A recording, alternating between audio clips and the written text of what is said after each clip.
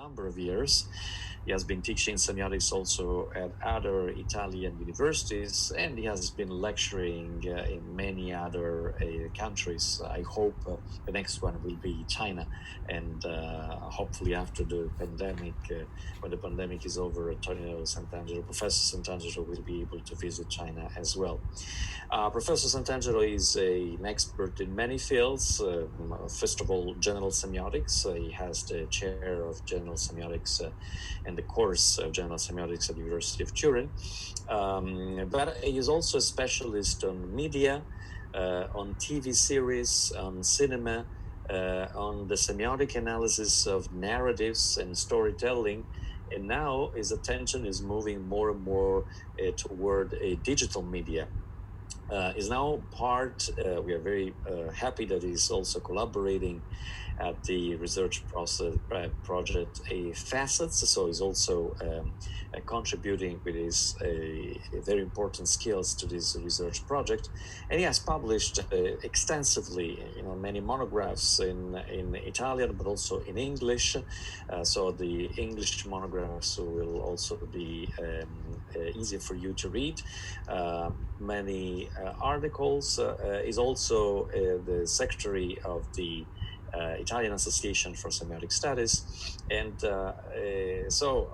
I'm really thankful and I'm really indebted to him for accepting to participate in this seminar of ours.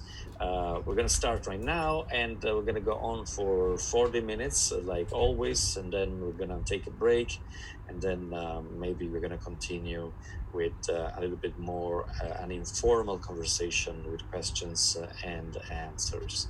So, Professor Santangelo, thank you once again for coming to virtual Shanghai, and the floor is all yours.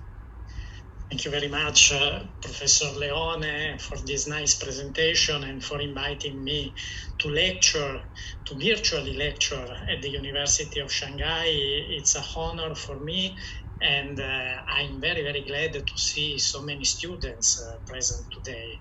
So I hope my lecture will be interesting for them, and I hope we will have some time to discuss about it.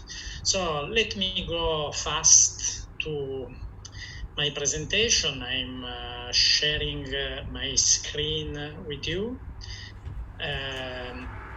Okay, can you see the presentation? Yes, perfectly. Thank you. Perfectly. Okay. So today I'm going to talk to you about symbolic faces, referring to some movies, but not only to movies, also to the representation of faces in the media, and to the meaning of this representation in a culture, and for the people who have to interpret the meaning of the faces, but also to interpret themselves in comparison to the representation of these faces. Let me start saying that all of you can recognize that there are symbolic icons of the spirit of our time. Here you can see a book which is important to understand what I mean for the spirit of our time, L'Esprit du Temps of Edgar Morin, a very famous French philosopher, who said that if we look at the representation of ourselves and of the world in the media, we can understand how our culture works and how our culture takes us to see and to interpret the world we live in. And he says that there are some images that are very representative of our cultural vision of the world. Here you can see two symbolic icons of the beauty of Western women in different ages. So you can see Marilyn Monroe on the left and Kate Moss on the right. And you can see intuitively, so without using semiotics, that they are very different symbolic icons, and that their faces, their hair, their bodies see something about the way our cultures see and saw feminine beauty in different times. But to understand what symbolic icons are, I would like to draw a line and then to draw a distinction between what we call in semiotics descriptive icons and symbolic icons. Maybe some of you already know about the distinction between different kind of signs that we use to communicate, to read the world and to give a meaning to the world. This distinction is made by Charles Sanders Peirce, one of the fathers of Western semiotics in the past ages. And to Charles Sanders Peirce, icons are the signs that look like what they refer to. But there are different kind of icons. On the left of this slide, you see a descriptive icon, which is the icon of Mao Zedong. And so you can easily understand what descriptive means. This is the face of Mao, it looked like this. And so the aim of this sign, the aim of this icon was simply to describe how Mao looked like physically. While on the right, you can see a symbolic icon. Here you can see the dove that represents the symbol of peace. I believe all over the world, even if maybe you know or you don't know, that there is a narrative behind the dove. There is a narrative because often, I would say always, but I'm not sure of that, so to be cautious, I say often symbolic icons have a narrative behind them because, for example, the white dove that is the symbol of peace is an animal which is described in a story, in a religious story contained in the Holy Bible of the Jews and used also by Christians, that tells about God that was angry at men because men weren't behaving properly, and so he decided to flood the world and to destroy it and to punish men.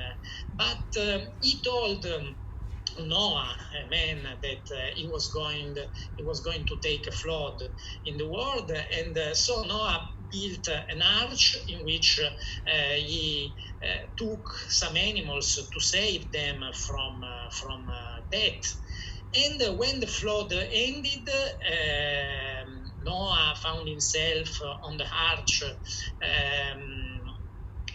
on the sea, and so he had to find out land, and he sent the dove, and the dove came back with an olive branch, and so he understood that his adventure was over and that peace was coming after the storm. And so this is the way the dove became the symbol of peace. So as you can see, there is a narrative. Without the narrative, we would say that the dove that we see on the right of this slide is simply a dove, and so the female of a particular kind of birds. But we add a second meaning to this sign, and the second meaning is the symbolic meaning. But as you can see here, it's very difficult to draw a precise line between symbolic and descriptive icons, because here you can see Stalin, and you can see that this is Stalin, so it looks like a descriptive icon, but it's very easy to understand that there is a narrative behind this icon, and that this icon is at the same time descriptive and symbolic. And I would say that there is always a narrative behind the icons that we use every day. Here you can see the some of the images that I put on a social network to represent myself. And you can see that I like to represent myself as an alpinist, a climber on the mountains, a man that likes adventure. And of course, behind these adventures, there are the narratives of the difficulties that I had to face to go on the top of the mountains at 4,000 meters in Europe. In China, you have mountains that are higher than the European ones. And on the left side of this slide, you can see myself in my profession. And once again, you can guess that there is a narrative behind it, because I want to look optimist and to look forward and to look to the sky, to understand, to read the meaning of the future and of the world in which I live. And I like to look a professor that doesn't wear a tie, that is not so formal, but is a little bit ironic about his job, and I would say sportive in interpreting my job. So these are all descriptive icons, because it's me. Of course, it's me, and everybody would recognize my face and my body. But I would like to add a second meaning to myself by telling some stories about who I am, what I like to do, and how I would like to be interpreted by people who look at my images. So let's try and understand what a narrative is, because it's very important in the discourse that I'm doing today. Well, a narrative is a way to connect things and ends to give them a meaning, and the connection is the meaning. Here you can see an Italian newspaper that told about the attack on the US at the end in September 2001. And here you can see two different connections to what happened, to the fall of the Twin Towers in New York, because here you can see the connection that has become maybe the most institutional one. A lot of people believe that this is the right connection. So there were some hijackers, some terrorists that didn't like the imperialistic politics of the US in the world, especially in the Arab world, and so they wanted to revenge against the Americans and against the sufferings that the Americans took to their countries. So they hijacked the aeroplanes and took them to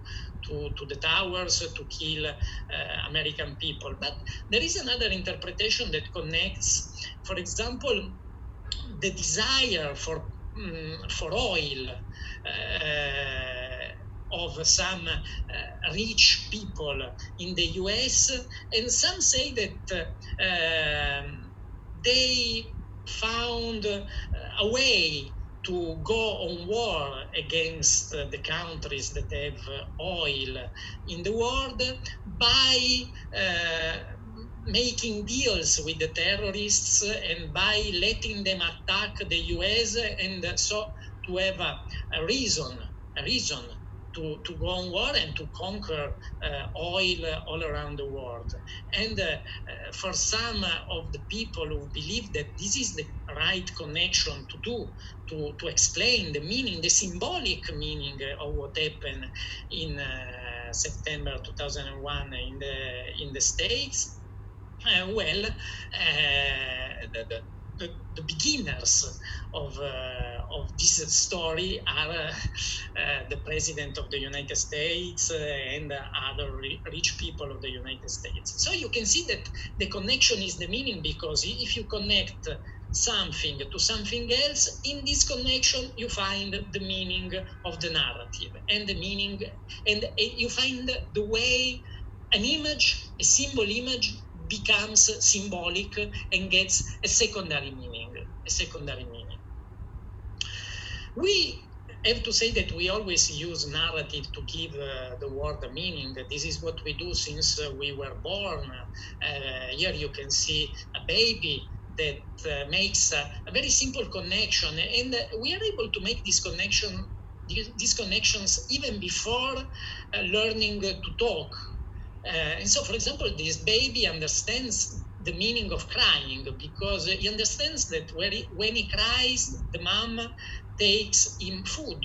And so he understands that the secondary meaning of crying, because the first meaning is the sound that he makes, and maybe the meaning of unease for the little baby. The secondary meaning is having food. And doing this connection, we start giving a meaning to all our experience of the world. So we have love stories, we have our love stories. So we tell ourselves the story of our love with the women or the men we love, and we give a meaning to this experience of our lives. And also history is a connection between events, and this connection is the explanation of the events. And of course, we use this way of connecting things to tell fictional stories. But fictional stories are not the only stories that we tell ourselves. In my perspective, we use narrative to give a meaning to most of the signs that we use when we have to interpret the world. And so reality is narrative, not only fiction. Fiction is a way to talk about reality. Fiction is a way to make discourses about reality and to reflect inside these discourses about the narratives that we use to give a meaning to reality.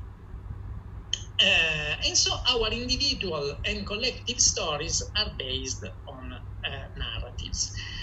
A last theoretical concept before going to the phases that represent the most important narratives of our everyday lives.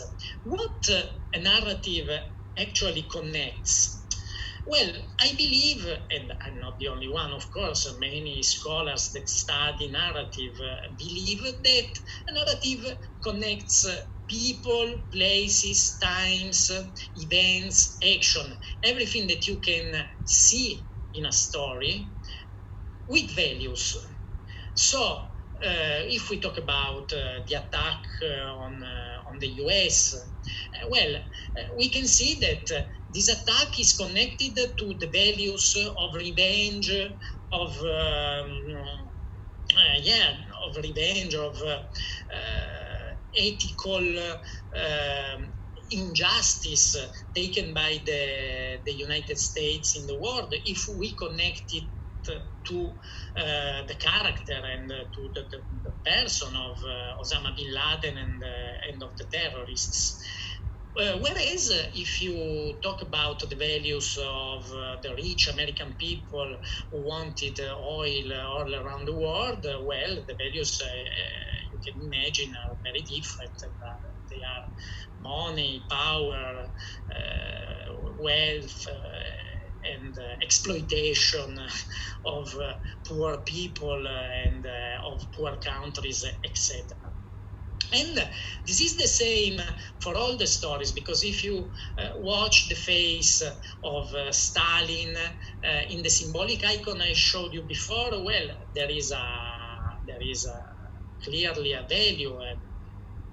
There are many values behind that image, while, for example, behind the image of the dove, there is the value of peace, and behind the image of the food taken to the little baby, there is the value of survival, simply eating, etc., etc. And of course, if you watch the images of the beauty of women in the Western world in the 50s, when this beauty was represented by Marilyn Monroe, or in the 90s when this beauty was represented by Kate Moss, you can see very, very different values. But it's not my goal to think about these images.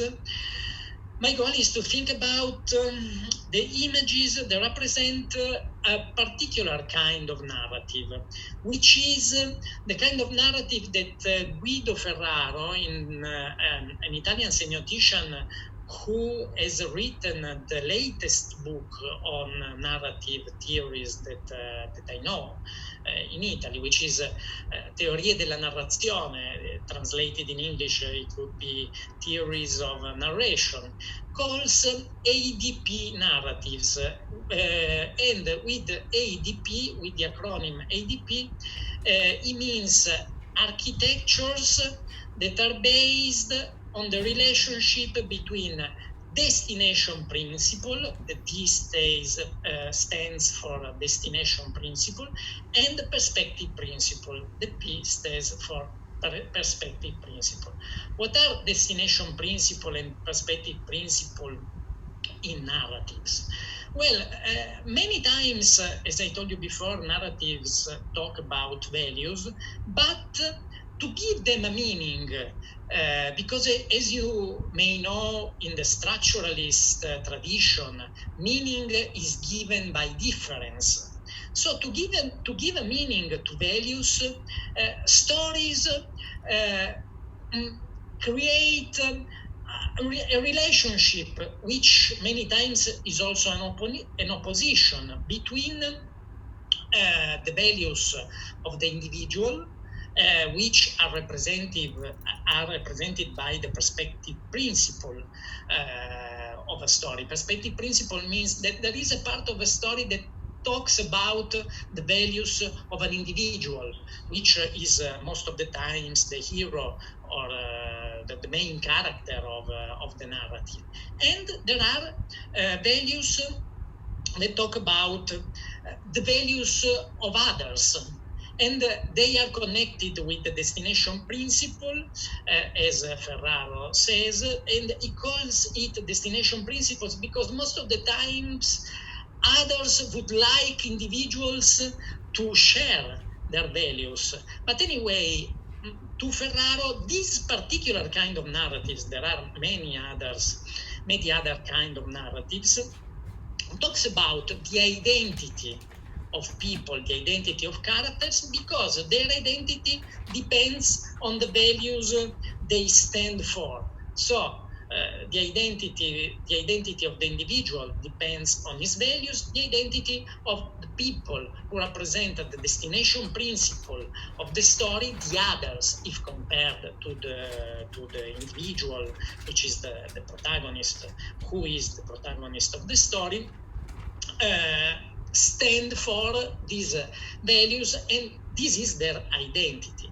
And maybe you also can notice that the concept of identity, as you can see here, this is an image that Ferdinand de Saussure used to explain how signs work and how signs get meaning in the codes in which they are inserted. And you may know that signs have a signifier and a signify.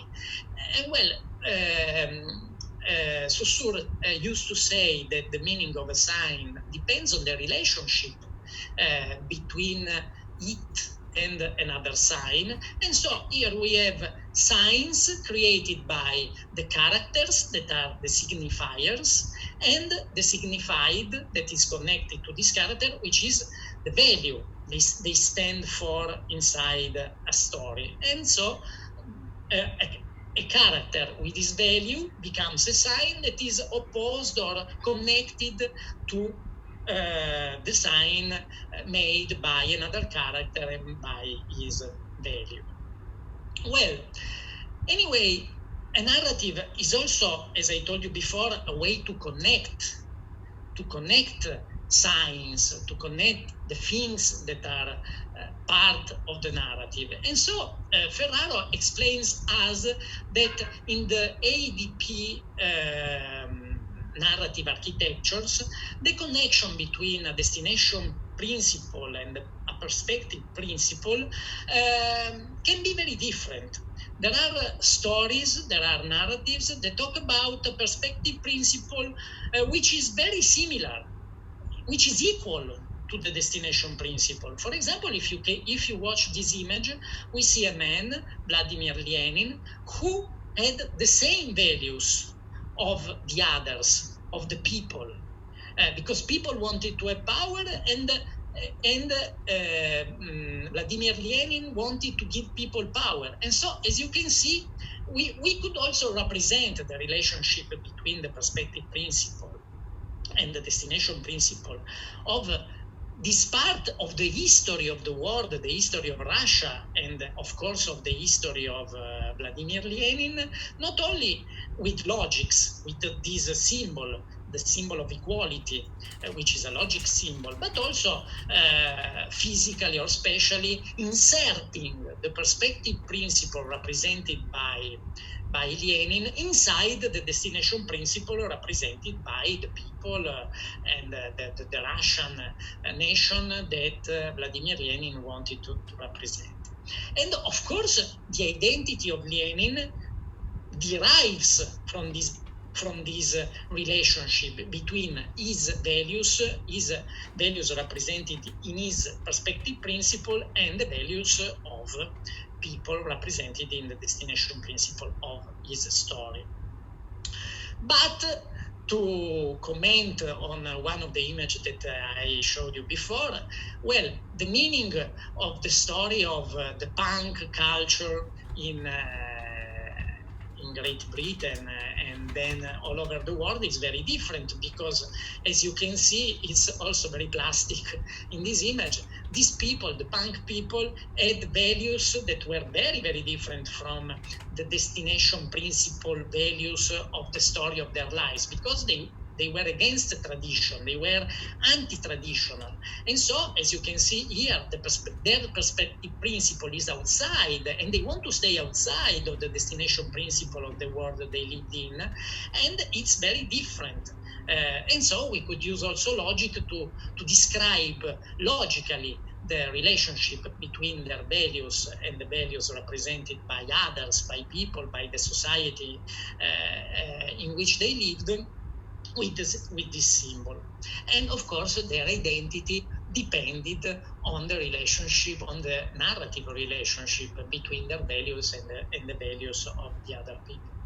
But there are also other kind of relationships between a destination principle and a perspective principle. And here we come to the faces, because here I show you the poster of Avatar, which is a very famous movie by James Cameron, American movie that talked about the colonization of a planet in the future by mankind who wanted to exploit the natural resources of this planet.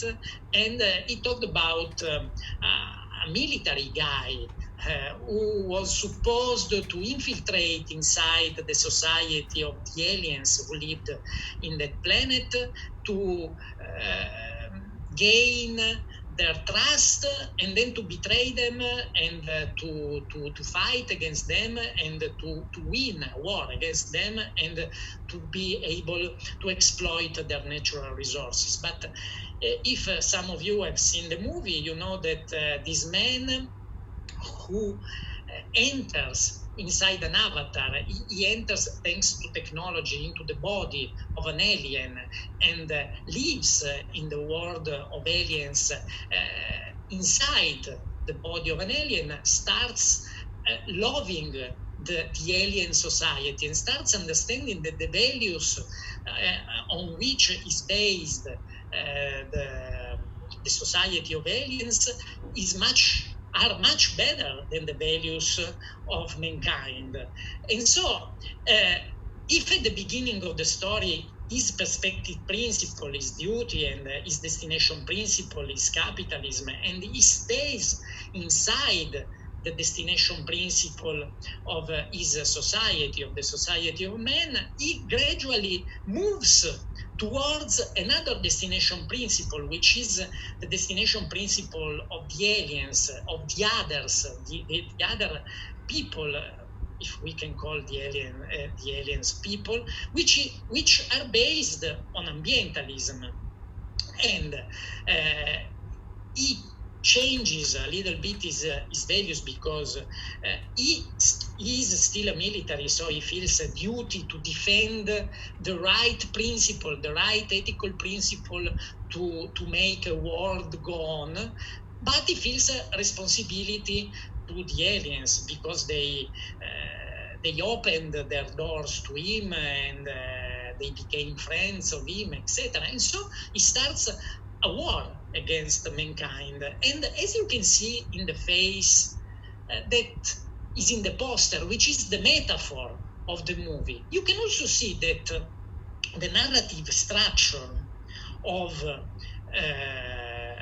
this movie, of the story told in this movie, is visually represented in the face of the protagonist. Because here you can see that there are two destination principles which are strongly divided, and the face of the man is strongly divided in two identities that have to do with the values that he chooses to share in the story of his life. So here you can see how a face can be used, and this is of course an artificial face, no? Can be used to represent symbolically not only values but also the narrative structure of a story. And this is very, very interesting because a narrative structure is something in motion, as we can say, because you know that telling a story means to work on the dimension of time, because a story is the development of events inside a timeline, and whereas an image is a still sign, no? An image like the one that I'm showing here doesn't have movement, but maybe the reading of this image that takes our eyes to move, no? From a part of it to another one, gives us the idea of how the narrative structure of this story works, and the way the face of the main character gains its meaning throughout the temporary timeline of the story. And I want to show you that this symbolic opposition, no? between two faces of the same person that changes his identity due to the values that he embraces, is not used only in movies in our society. Because, for example, if you watch the opposition, this is a very famous image of the ambientalist activist Greta Thunberg, who is a girl that started to be famous because he went on strike from school to defend the climate of the world, to defend the future of the world against the greed of capitalists who want to exploit the world without caring about the fact that the world is finishing its capacity of standing this kind of economic of supporting this kind of economic system, and the world is losing its resources in a very dramatic way. And so he opposed to the destination principle of the school that wanted to teach her the values of the others, the values of the society in which she had to gain her identity and to become a citizen of a capitalist world. She refused it, and Donald Trump, the president of the United States, when is a symbol, no, of the values of the society in which she lives and in which she has to be socialized, and she has to become an adult. And she refused it, and her face was divided and compared to the face of Donald Trump in this very famous image that reminds us the face of Avatar, of course. And here there is an opposition between a young and common girl that represents young and common people who are the ones that mostly will suffer about the climate change and the ambientalist problems of the world, against the old and doughty institutions that don't care for them and just want to make money and to continue to exploit the world. So what I want to mean with this example is that we believe that we find out some narratives inside movies, but if we carefully watch outside of the movies, we can find out some very similar narratives tell about actual stories of actual people. Also because, as I told you before, a movie is just a discourse about how the world goes on, even if it's a science fiction movie, it talks about ourselves and our present. And so, what do we have to mean with the notion of the spirit of our time?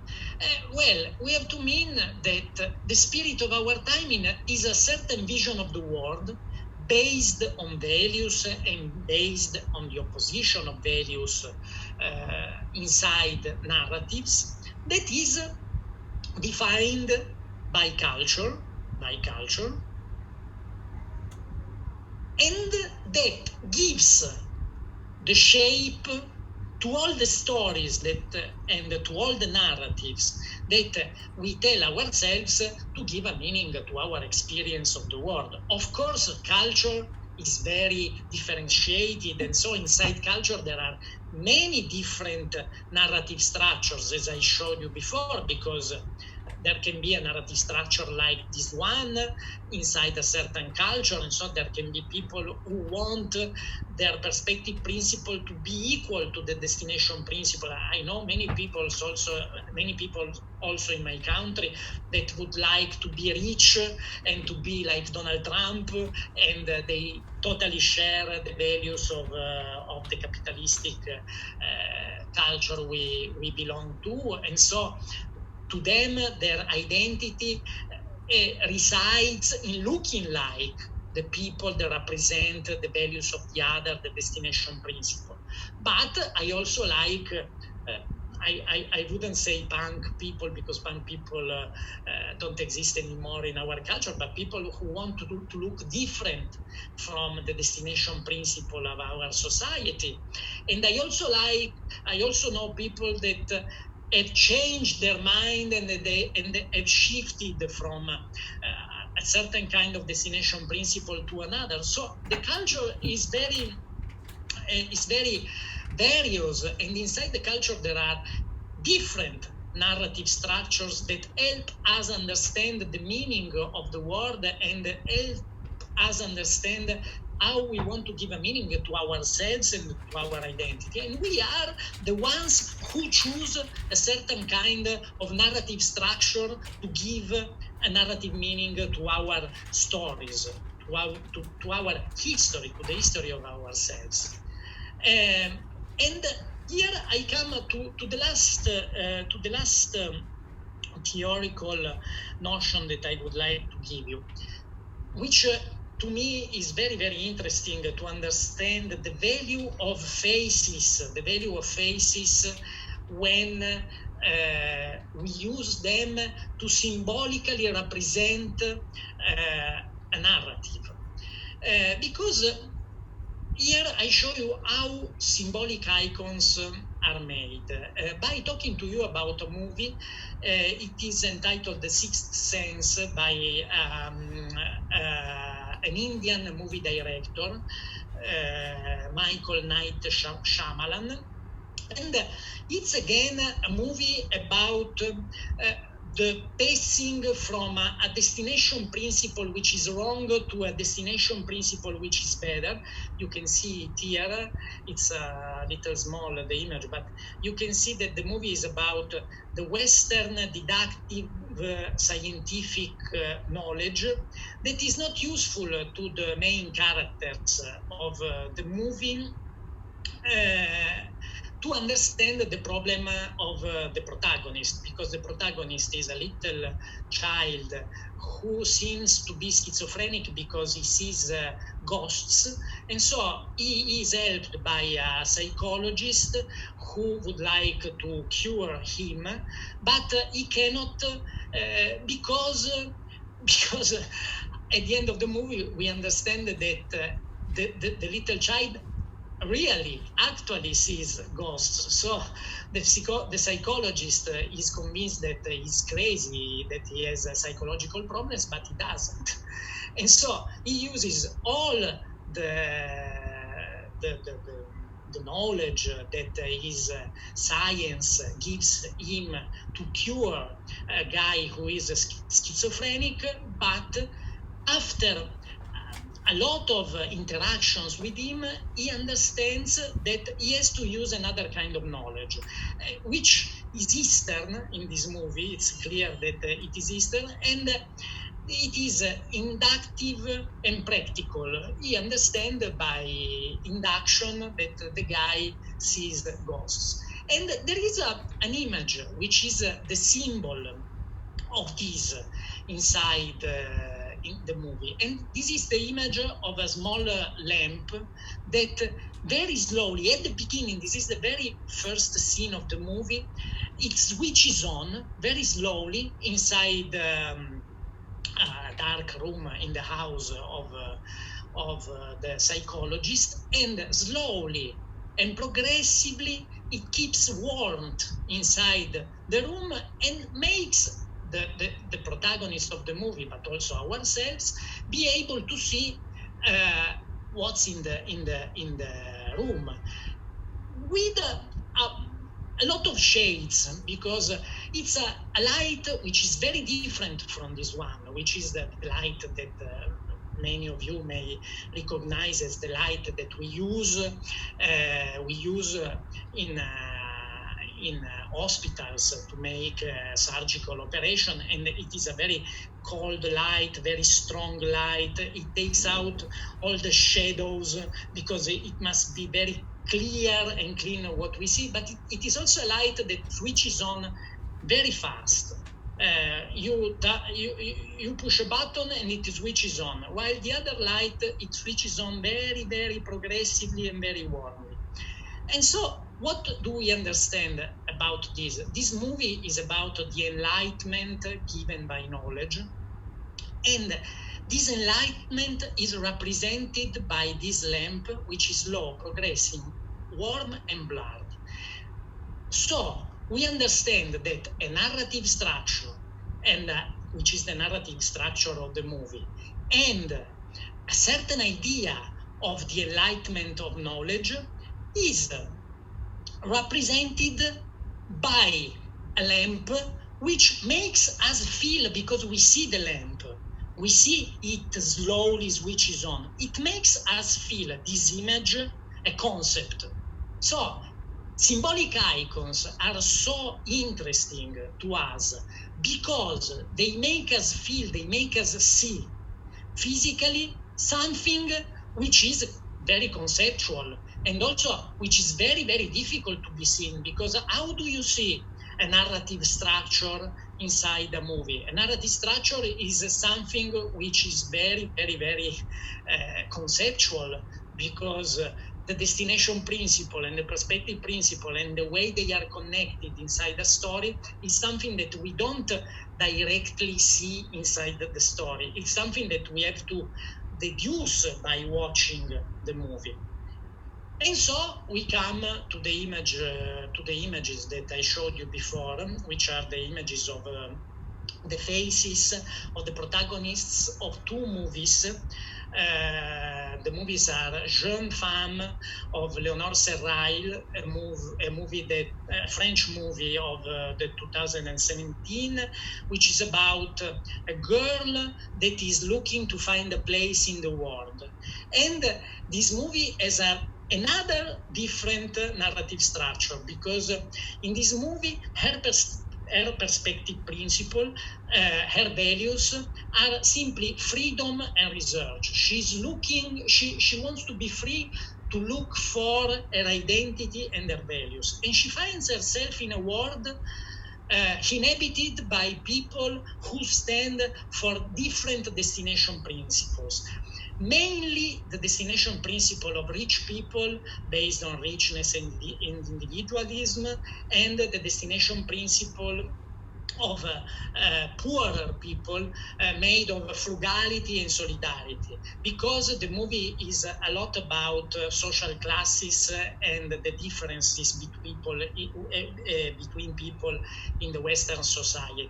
And so she simply would like to find a place in the world, and she moves from a part of the world which is inhabited by rich people with those values I told you before, and another part of the world which is inhabited by poor people with the other values that you can see in this slide. And she doesn't look a place inside the one or the other part of the world, and so her story ends without a true finish. Her story is unfinished. But as you can see here, her eyes have two different colors. And if you take a look about the actress that interpreted the main character of this movie, she doesn't have in real life eyes of two different colors. But the movie director of this movie decided to give her contact lenses of different colors because she wanted her eyes to represent the two destination principles that she wanted to enter. And if you read the critics of this movie, you can find out that the critics believe that the figure of not only the figure, but also the way this character is portrayed has a lot to do with reality, with the actual condition of young people in our society. Because our young people in our society look strongly for a place in the world by wandering like wanderers from a destination principle to another, from a part of society to another, find a very huge difficulty in finding this place, because this world in a certain way rejects them. And so the critics of this movie, by watching the face of this girl, say, well, we have to read this face by using the principle of a figure against background, because the background is represented by the destination principle and the figure is represented by her values. And we have to read it by opposing a dynamic and aesthetic representation of her, because the movie director uses the handycam to represent her, and the handycam is always in motion, and she always goes out of the image, and the handycam has to follow her because she's very dynamic and she is centrifugal, while the movie director tries to be centripetal in taking her in the middle of the image. But she doesn't succeed because the character always moves, and the opposition between outside and inside, peripheral and central, the opposition between feeling and being watched, unfinished and finished, are oppositions that we can find inside the images that you can see here. For example, here you can see peripheral against central, because here the image of the girl is not in the center of the face of the girl, is not in the center of the image, and the feeling, because the eyes have to do with senses and with feelings, etc., etc. All these pertinence principle that we could use to read these images have to do with our vision of the world, with our vision of how life is, and have to do, of course, with the relationship between a destination principle and a perspective principle that give the shape to the narrative that gives the meaning of the symbolic icon of the face of the character of this movie. Symbolic icon which is for sure synthetic, because of course the face of the character of this movie is the face of an invented character. But if I talk to my students, and I often talk to my students about this movie, and I ask themselves, which is the narrative structure in which you find yourself, in which you believe you can find the meaning of the story of your lives? Most of them tell me that this is the structure of this movie, because they find themselves in the same situation of the girl. And the critics of the movie say that this movie tells how life is, how reality is, in saying the meaning of the story of young people trying to go inside the world. And so let me conclude with this idea. Well, as you have seen, there are movies that work in a certain way. Non-fictional texts like the critics of a movie that work in the same way. There are images that work in a certain way. There are our ideas about how the world goes on that work in the same way. So it means that there is a common code behind all these kind of different discourses, ideas, and visions of the world. There is a similar code that gives the shape to stories, articles, essays, books, articles that we read in the newspapers, etc. This is what I called before the spirit of our time, and this code is non-modal. And with non-modal, I mean that this code stays behind the codes that we can use to create actual texts. It stays behind the Italian language or the English language if we write an article about how the world goes on. It stays behind the audiovisual language that we can use to make a movie to say how the world goes on. It stays behind the music, if you want to use music to say something about how the world goes on. This code is non-modal because it doesn't need a modality to exist, a modal expression, a modality of expression to exist. It exists in our minds.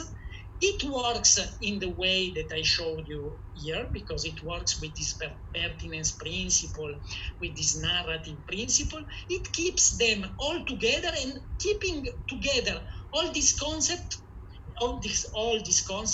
it gives a shape to our vision of the world, and it helps us to give a meaning to the world and to express it with all the codes that we have to express ourselves.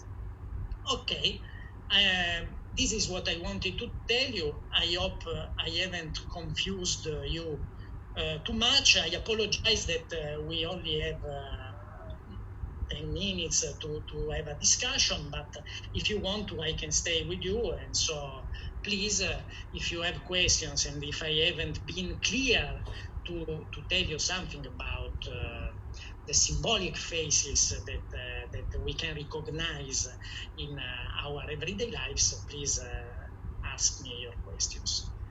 Hey, thank you. Thank you very much, Professor Santangelo, for this brilliant and very passionate lecture about some movies that you know very well and some cultural phenomena and items and text that you have analyzed in many of your works. So we'll take, if that is okay with you, a 10 minutes break. So we give students also the possibility to have a little bit of rest, and then if you stay with us, we'll continue. There is a first question concerning the relationship between perspective principle and destination principle in daily life. This is very, very interesting. As you have seen, I didn't have time to talk about it in my presentation, but you saw an image. This relationship begins when we are babies, because as babies we represent a perspective principle, because we have our vision of the world, and our mom, our father, and the adults that are all around us represent the destination principle. And we have values, they have values. For example, I always give the example of a little baby that finds a spoon in front of him while waiting for the mom to take the soup. And he takes the spoon and he starts beating the spoon on the table because he believes it's a toy. And the mom says, no, you don't have to do that because this is a tool that you have to use to eat.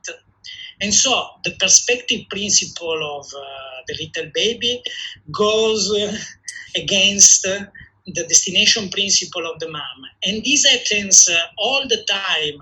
We start understanding that the world goes like this when we are little babies. So before starting to speak, starting to talk, and then when we talk, when we interpret the world, we continue using these principles, because every time we find, for example, at the office, our boss is the destination principle and we are the perspective principle.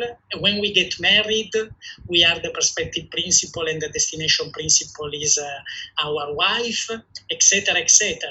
And so most of the time in our everyday lives, we use these tools to tell our story, to interpret the world and to give a meaning to ourselves and to the world. Thank you very much, Professor Santangelo, for this very clear explanation and with very explicative examples. Another question is, I'd like to ask whether a narrative can be understood as an interpretation, and for the movies and for the other forms of art, well, this is okay. Let's start maybe for the first question. So, whether a narrative can be understood as a form of interpretation. Yeah. But, well, for example, first of all, when we see a movie, we have to recognize its narrative structure. And so the first thing we have to do is to understand what the movie talks about. And then when we recognize this narrative structure, we have to understand whether we share the vision of the world given by this narrative structure. And sometimes we don't. For example, we can go to the cinema and watch a movie about a revolutionary man who wants to go outside of the destination principle of his society that he believes is unfair, and he wants to go inside another destination principle. This is, for example, what Vladimir Lenin did in his life, because he went outside Russia, he went to Europe to understand the principle of socialism and communism, and then he went back to Russia to make the revolution.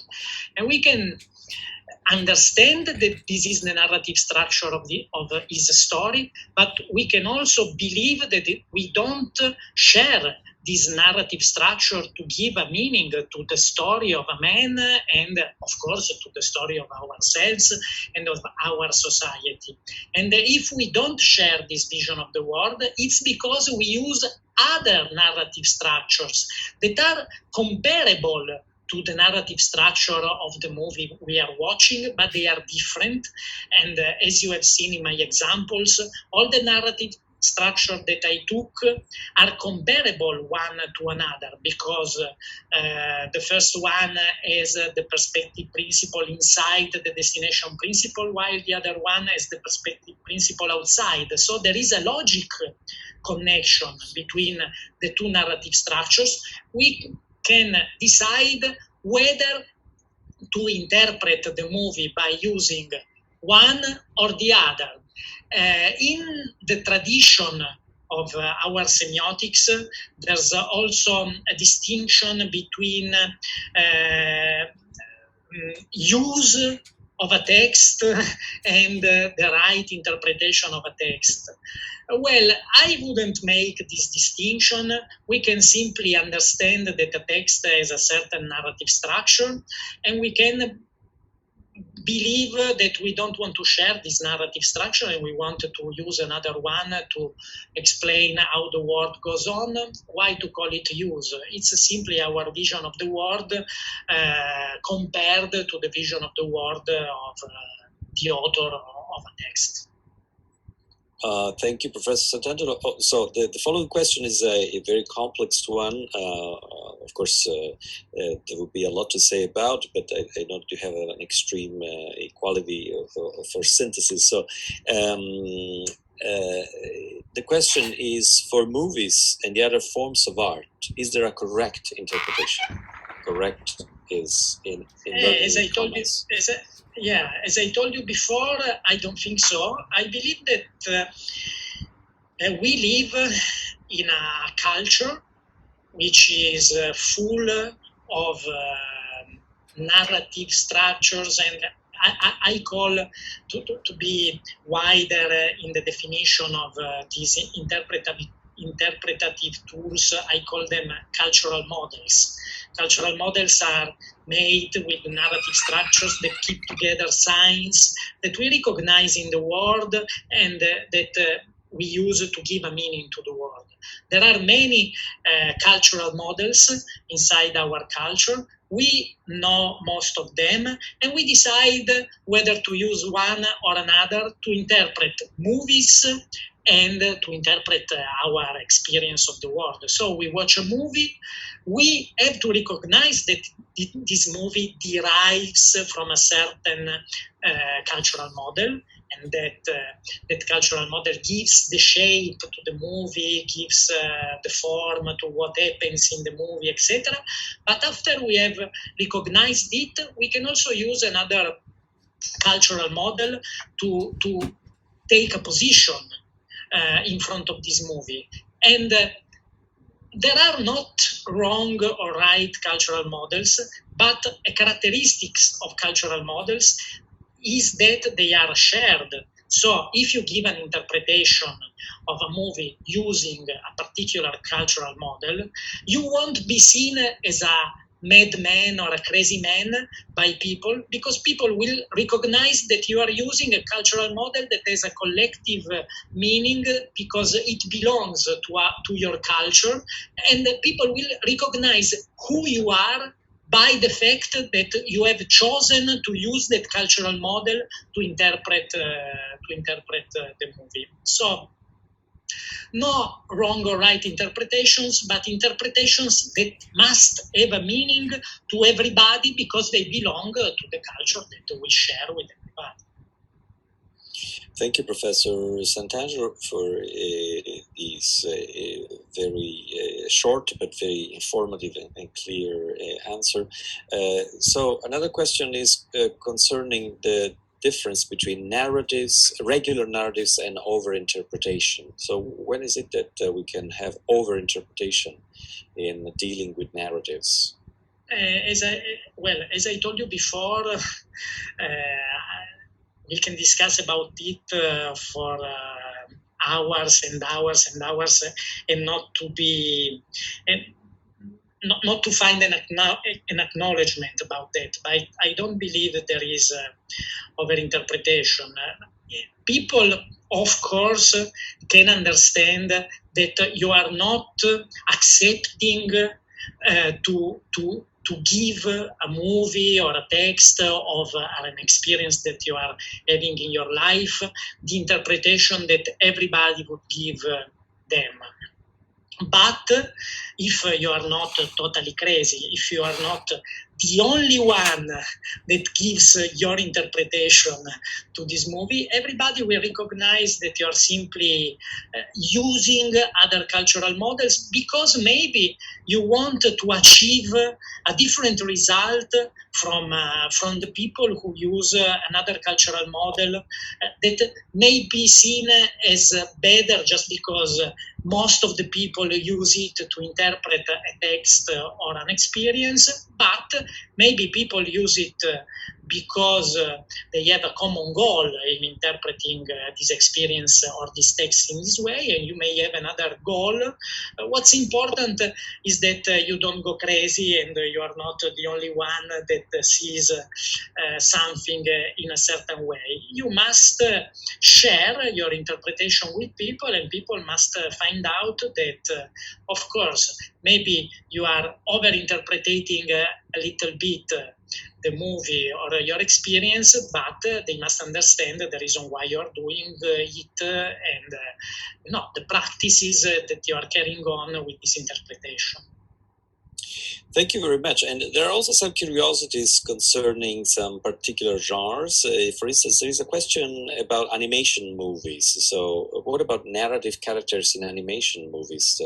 Do they respond to different narrative principles or semiotic principles?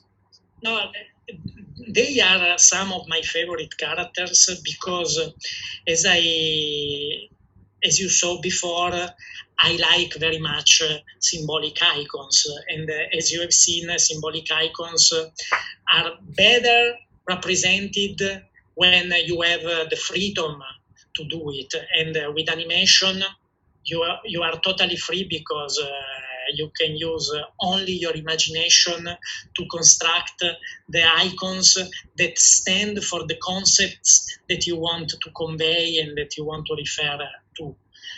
But anyway, I also believe that the narrative structures that we use to give a meaning to the images created with animation are absolutely the same that we use to give a meaning to our experience of our everyday lives, and so to the images that are coming from the real world. Of course. So the narrative structures are the same. The signs are very different because, of course, some come from reality and some others from our imagination. So, Professor Santangelo, we want to take too much advantage of your time because we know that you are very busy also with your schedule at the University of Turin. But at the end of our meeting with our speakers, we always ask a little bit of, let's say, informal questions about your own relation with semiotics. So how do you see the role of semiotics in the future? Why do you think semiotics is important, and especially in this global context that sees us interacting at the moment with Chinese colleagues and students? Thank you for this question. It's a beautiful one. First of all, let me tell you that when I was a student, I studied a lot of disciplines, but I decided to dedicate my life to semiotics because I believed semiotics is a discipline that teaches you something very important about who you are, what's the world, the way you give a meaning to the world. When I tell people at the very first lecture I give about semiotics, about what semiotics is, to me, I say semiotics is the discipline that studies the way we give a meaning to the world. And giving a meaning to the world is maybe the most important thing that we have to do to live in the world and to be men or women and to be citizens of the world. So to me, I dedicate, of course, maybe I'm partial about this, but I dedicated my life to semiotics because I believe it's one of the most important disciplines that one could study. And for what concerns the study of the global world and, for example, the study of the Chinese culture, or, for example, the relationship between Chinese culture and other cultures, semiotics to me is very, very important because, first of all, it makes you understand the reason why, for example, you like a person, you like a movie, you like something you eat, you like a landscape. It's because they are very, very meaningful to you. And so every time you find yourself in a situation in which you believe you are living something very important, you are living something full of meaning, well, think about semiotics if you know it and ask yourself why. If you ask yourself why, you are already working as a semiotician, because the semiotician is the one that says to himself, why do I like this movie? Why do I like this person? Why do I like the country in which I live? And by saying why, you connect something that you see, something that you are living, to concepts, values, narratives, and you're giving a meaning.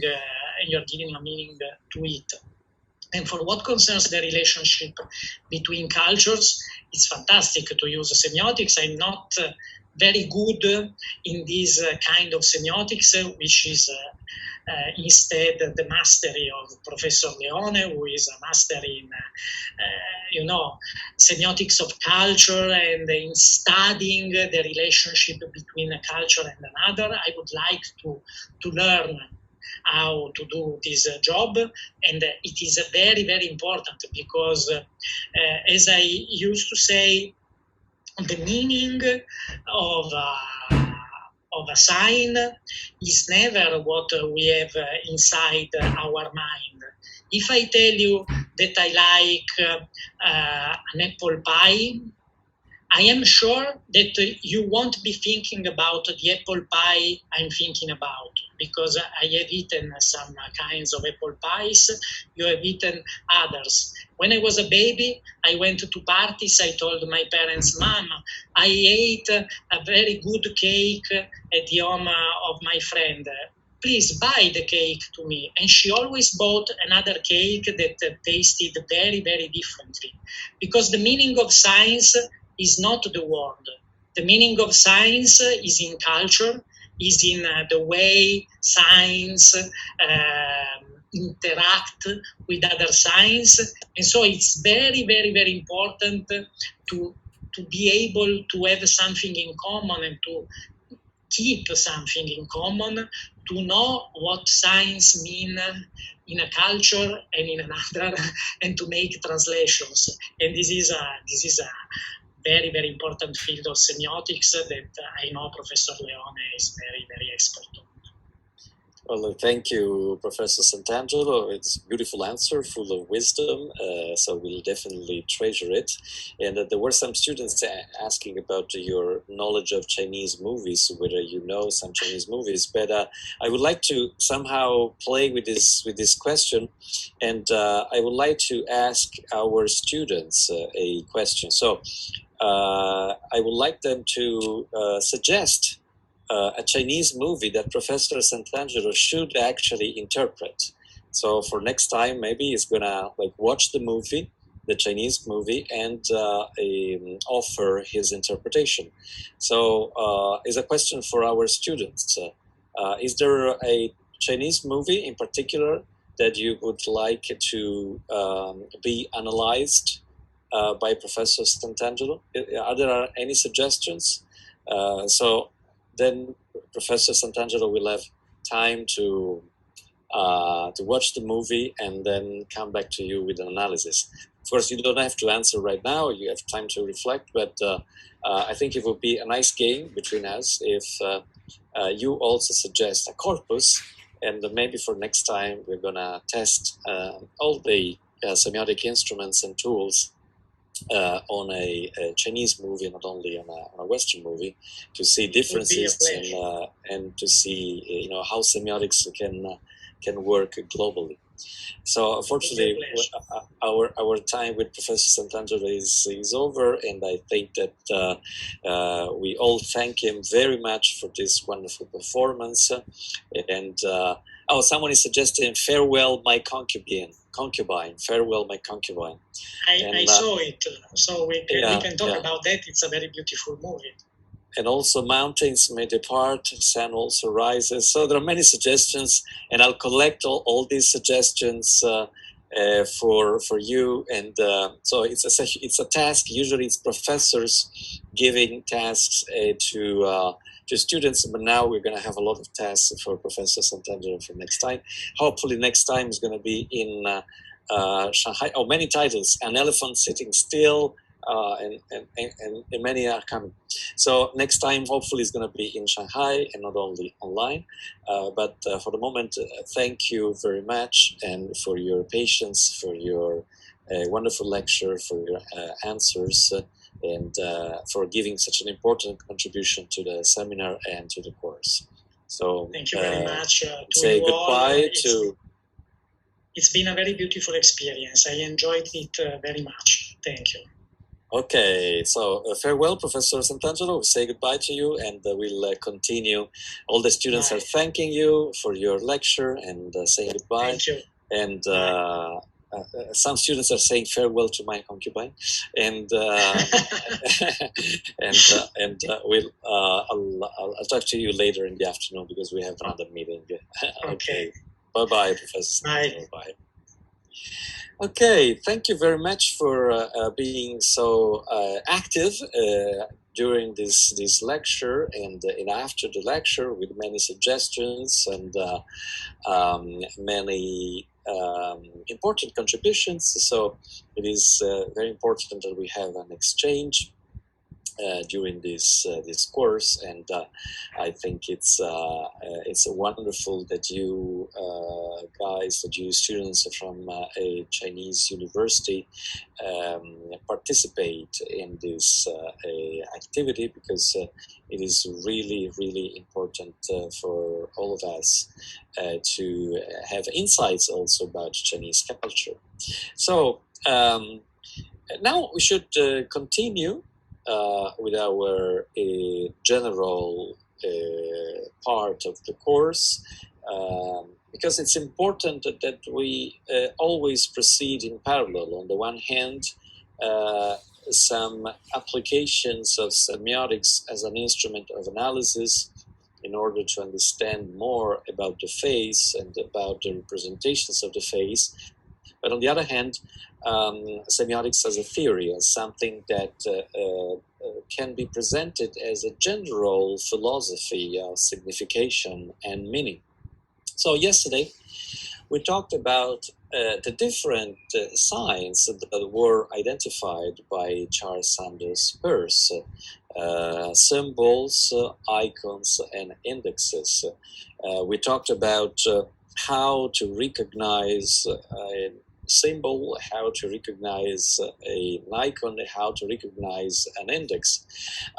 We also insisted on the fact that with the development of technology, we come across some signs that is not so easy to categorize as symbols, as icons, or as indexes, because they seem to blur the different logics, the different dynamics that characterize these different types of signs.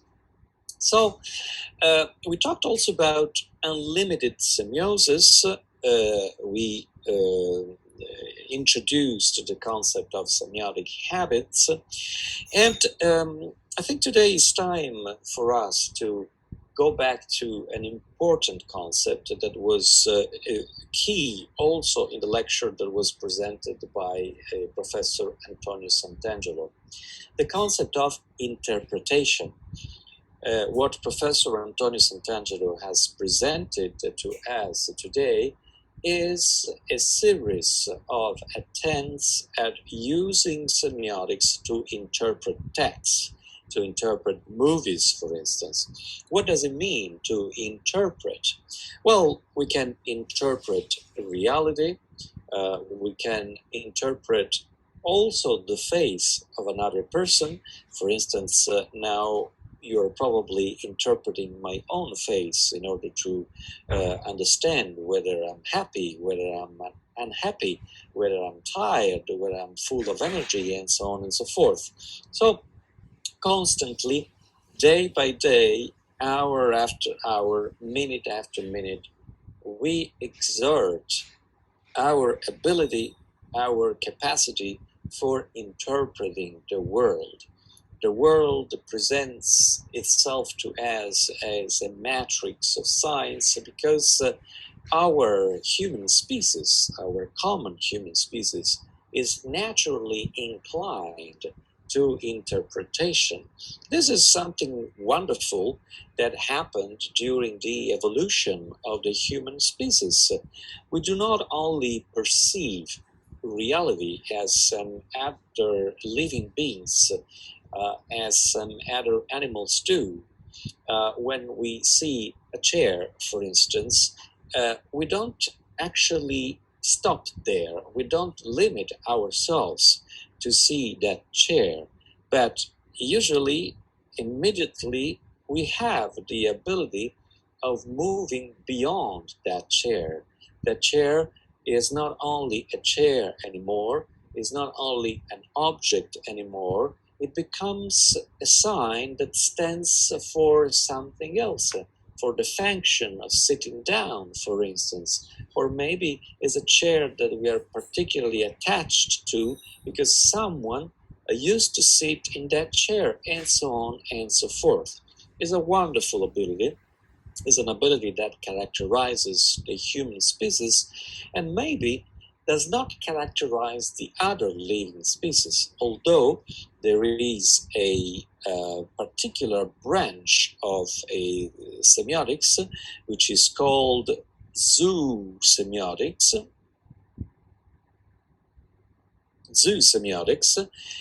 which is not the semiotics of the zoo, but you know that zoe in Greek, ancient Greek, means animal life. So is semiotics applied to all living beings, and in particular to other animal species.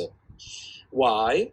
Because it has always been a philosophical question for philosophers of language, for instance, to try to realize whether other animals are also able to interpret, whether interpretation and not just perception is also present in other animal species.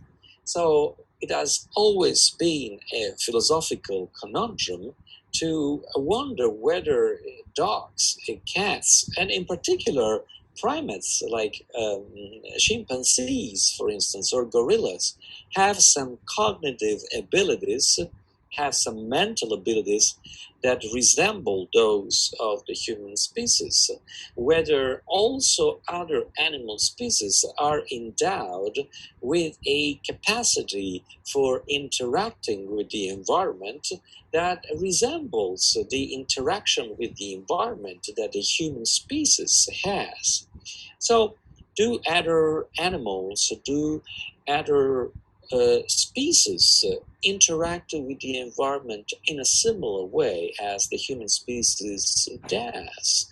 Can we talk about language when we think about animals like cats or dogs or dolphins or chimpanzees or gorillas? Well, on the one hand, we might have some pets. In Western Europe, but also in China and in other countries, it is very common for people to have some pets at home. Usually it is dogs or cats. And it is very common and usual for people who have these pets to think, oh, I can really talk to my cat. Oh, I can really talk to my dog. Or to think, oh, my dog seems to understand everything I say. Or, oh, my cat seems to communicate with me, seems to be able to communicate what she or he wants. And this is, of course, something that cats and dogs do. When they're hungry, for instance, when they're thirsty, they find a way to communicate to humans who might help them in this task. But possessing a linguistic ability, possessing a language, relying on language in order to interact with the environment is something more complex than that. What is language, indeed? Well, language is very difficult to categorize, to define. Many brilliant minds have tried to define what a language is.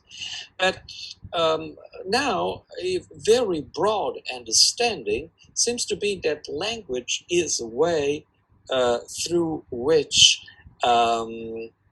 human beings interact among themselves and with the environment by creating in their own minds a structured, articulated simulation of that environment. So language works as a sort of mental simulation of the environment outside of our minds. So do other animal species have the same capacity? There is one fellow student that says, I used to think about this for a really long time. It's a very common question of the philosophy of language. Do animals speak? Well, of course, there are some animals that give the impression of speaking, like parrots, for instance. But in the 1960s, there was a very interesting research about one animal species in particular. This animal species is one that is usually endowed in many cultures with an attribute of intelligence. I don't know about Chinese culture. What is the reputation in Chinese culture of bees? Bees. Well, the reputation of bees in Western culture is very good. They are a symbol of exactly industry, being diligent, working together, sacrificing oneself for the others, respecting the structure of the work environment. So they are usually a very a positive a animal in the a symbolical understanding of animal species. There are some differences. I'll just make an example. This is a little parenthesis. There is a big difference in the way the Western culture considers an insect which is called the cicada. The cicada. The cicada is the insect that you hear in woods and forests, especially in summer, and it has a particular sound. So in the West, the cicada is the insect that symbolizes a lazy attitude toward life. It is a symbol of squanderers. It is a symbol of people who don't take life seriously. It is also a symbol of people who spend too much, who waste their time, because there is an opposition between the cicada, who sings and sings and sings all through summer, and the ant, who is always working, who is always accumulating, who is always saving. But in Chinese culture, the cicada has another connotation. The cicada in Chinese ancient poetry has the connotation of being a very pure animal. an animal that is very pure, an insect that is very pure, because there is the idea in Chinese culture that cicada actually feed themselves, nourish themselves with the dew. So with the little droplets of water that appear early in the morning in the countryside. So there is an idea of purity that is attached to the cicada in ancient Chinese poetry. I don't know whether it is the same connotation nowadays, but anyway, this is just a digression. Because what I want to say is that in the 1960s, there was a very interesting investigation about how bees communicate.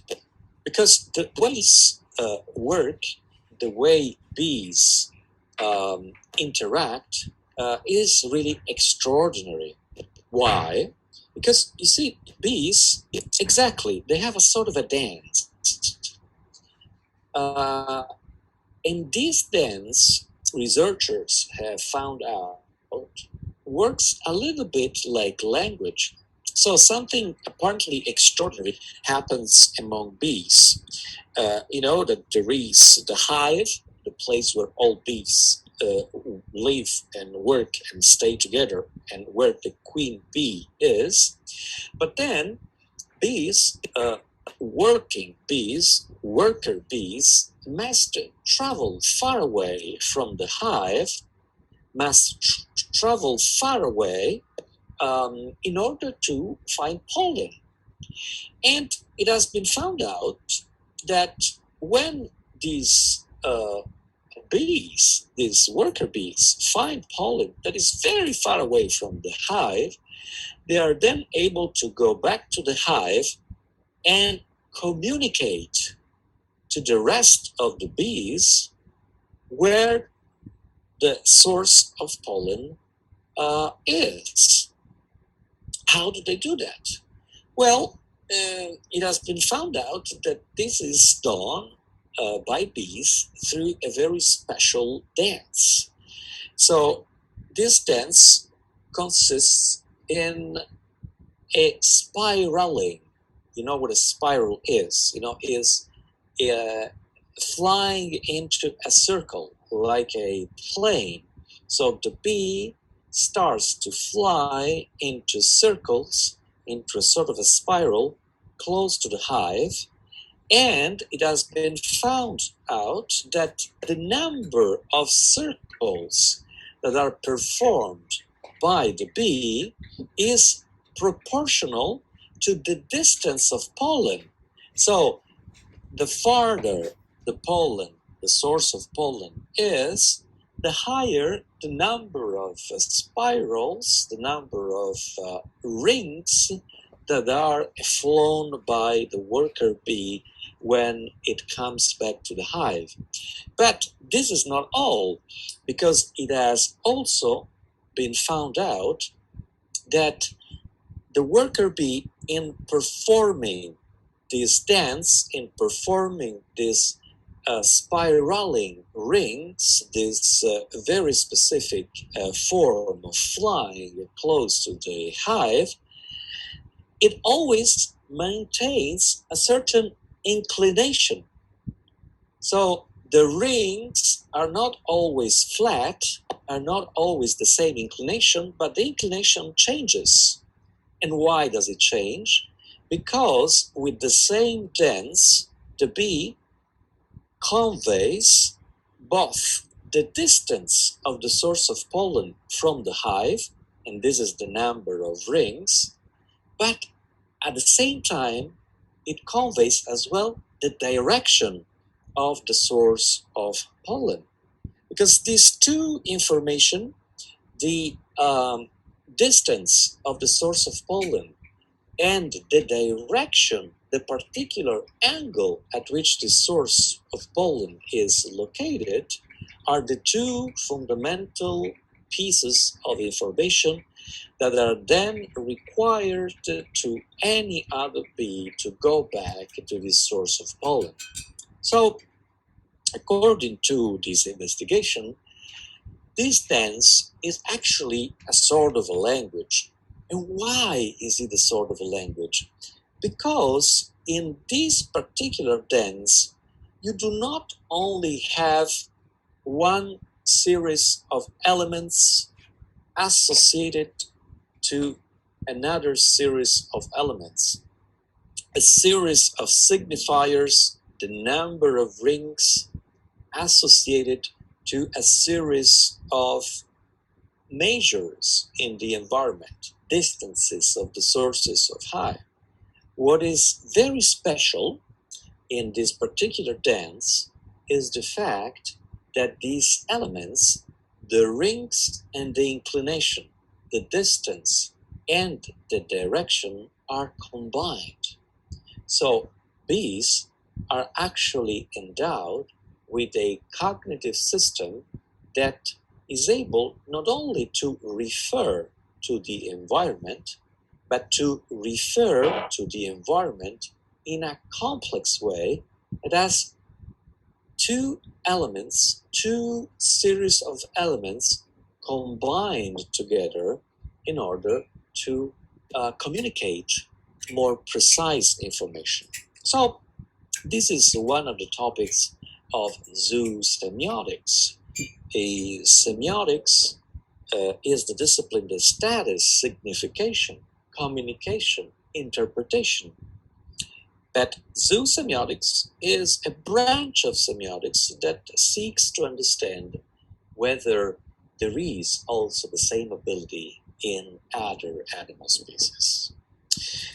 At the same time, there are lots of interesting questions. I'm really sorry, I was getting distracted by my own talk. And you see, elderly people like me cannot do two things at the same time. So when I speak, I'm not able to read the chat and vice versa. But you, younger students, are always able to do more things at the same time. But let me go back to your questions. So someone is asking, so cicada is the symbol of noble qualities in Chinese ancient poems. Yes, that is true. I particularly like a classical Chinese poetry, and unfortunately, I can read classical Chinese poetry only in translation. Although there are excellent translations now of, especially in English, of classical Chinese poetry, but it is very difficult to translate poetry.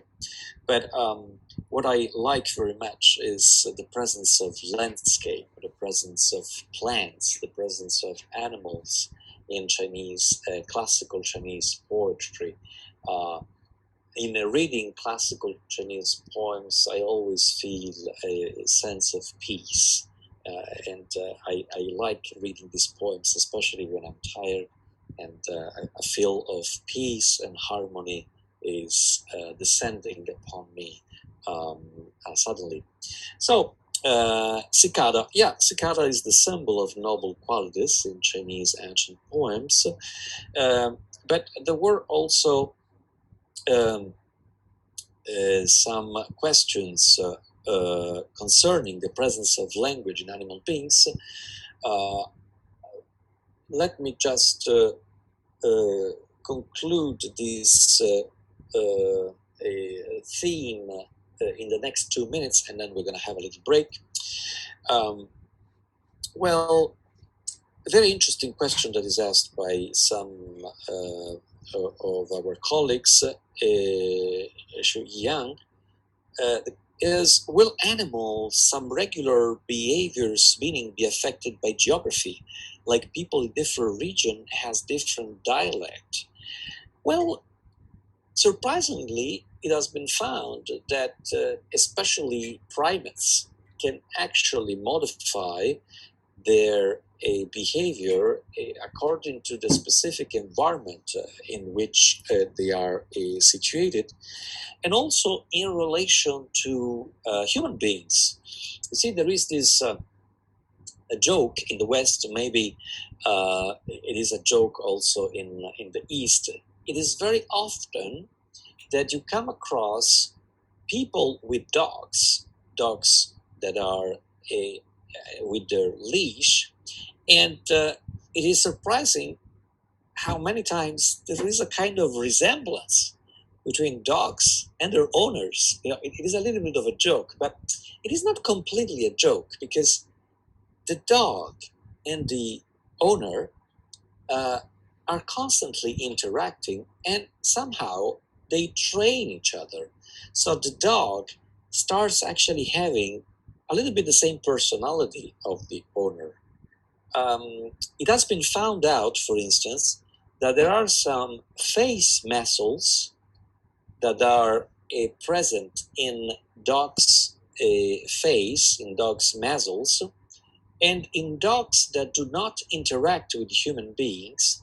These muscles are not used. They are not used very much. But in dogs who interact a lot, that interact a lot with human beings, these muscles are used much more, because they are used to produce a sort of a smile. It is not that dogs naturally smile. Dogs actually learn from their owners how to smile. And they learn also that smiling back, so reproducing the same smile, the same movement, somehow pushes their owners to have positive attitude towards them.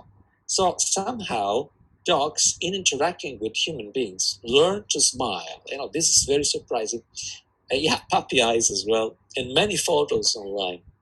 So this is a fascinating topic. I get really enthusiastic about it, but it is important that we also take a little break now in order to respect our schedule. So let's take a little break, 10 minutes, and let's resume at exactly 2 p.m.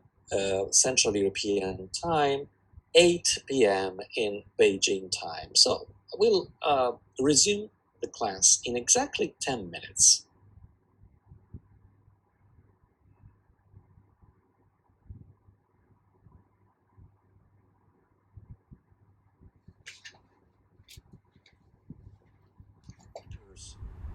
Are sometimes a little strange, and they have strange passions. So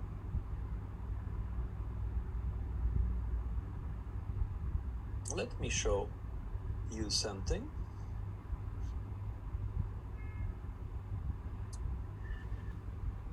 Through sharing my screen.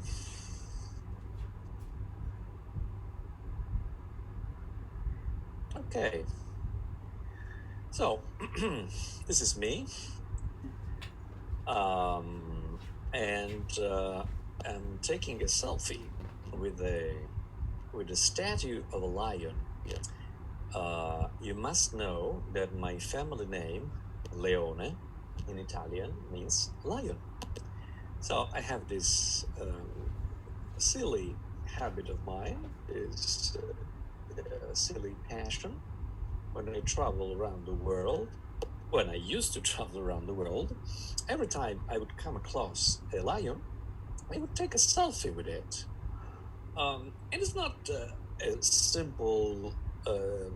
simply silly habit. It has also a sort of a scientific purpose to it.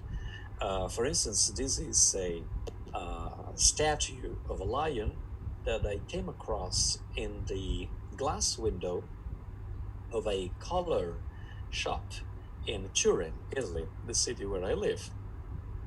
But these are some masks representing lions or other kind of felids that I came across in a museum in Mexico, in Zacatecas.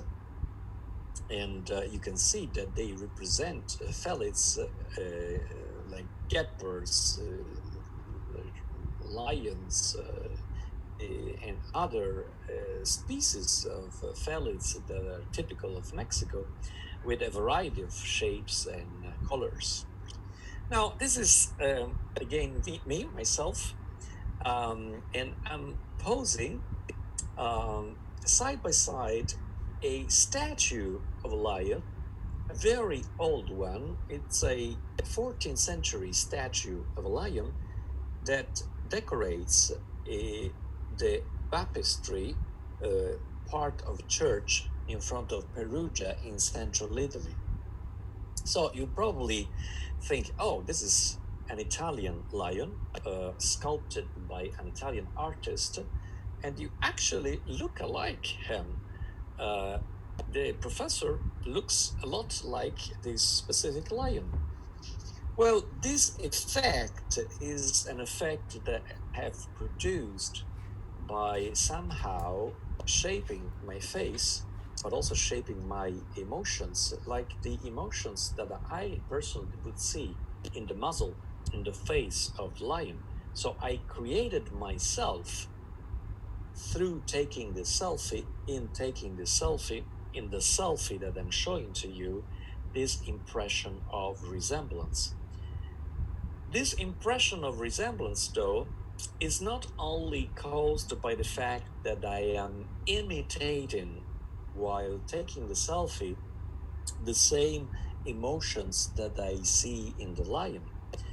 I'm also somehow looking like this lion because this lion has been sculpted by an Italian artist with a certain visual culture, with a certain visual idea of how a lion should look like, how a lion should be represented.